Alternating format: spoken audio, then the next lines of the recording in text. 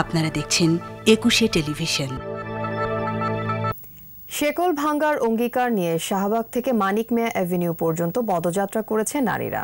শেকল ভাঙার পদযাত্রা ব্যানারে এই কর্মসূচিতে অংশ নেন বিভিন্ন কলেজ বিশ্ববিদ্যালয়ের শিক্ষার্থী সহ অভিভাবকরা। ধর্ষণ ও যৌন নিপীড়নের বিরুদ্ধে 12 দফা ঘোষণার ভিত্তিতে রাত 11:59 বিভিন্ন প্ল্যাকার্ড নিয়ে শুরু হয় পদযাত্রা। জনপরিসরে নারীর উপস্থিতি ক্রমাগত সংকুচিত হয়ে পড়ছে। এই কর্মসূচি নারীকে মানসিকভাবে শক্তিশালী করে তুলবে বলে জানান বক্তারা।